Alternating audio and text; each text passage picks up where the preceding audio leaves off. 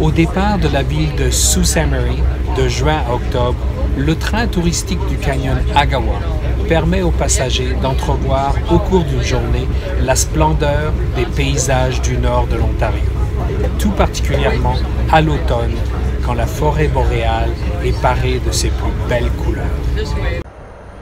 Le train touristique quitte la gare de Sault Ste. Marie tôt le matin et prend la direction du nord jusqu'au canyon Agawa, puis fait le chemin inverse en après-midi, un périple de 360 km aller-retour. Cette région fait partie du territoire ancestral des peuples autochtones, notamment les Sauteux et les Ojibwa. Bien entendu, le voyage est toujours plus spectaculaire de la mi-septembre au début octobre, quand des couleurs de l'automne sont à l'apogée. En sortant de la ville, on aperçoit le pont international qui enjambe la rivière Sainte-Marie et la frontière avec les États-Unis. Puis ensuite l'aciérie Essar-Algoma, la deuxième de ce genre au Canada. Cette voie de chemin de fer fut d'ailleurs construite pour transporter les matières premières du nord de l'Ontario. Les minerais et autres matières premières ont aujourd'hui été remplacés par les touristes. Après quelques minutes, le train entre dans un paysage totalement différent.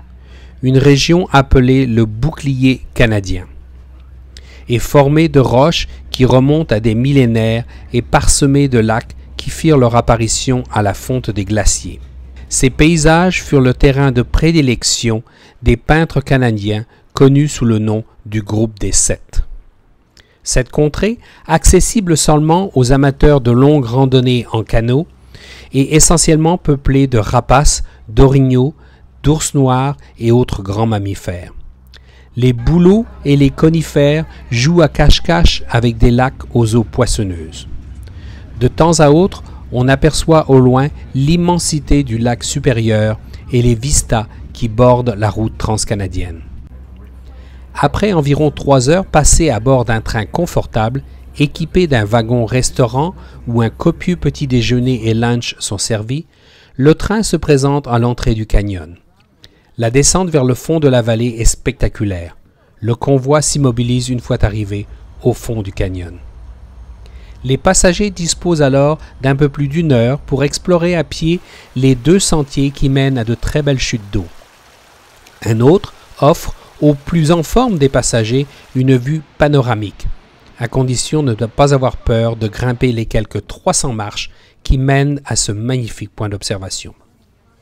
Le retour vers Sault Ste. Marie se fait sans encombre, après une très belle journée passée à observer les couleurs automnales de la forêt boréale, à se remémorer le temps de la traite des fourrures avec les peuples autochtones et le début de l'ère industrielle. Et tout cela revécu le temps de quelques heures à bord d'un train touristique. Cette excursion a été réalisée pour Salle de presse, une émission financée par le gouvernement du Canada par le biais du programme Nouveaux Horizons. Xavier Lambert pour Choc FM 105.1, Sault Ste. Marie, Ontario.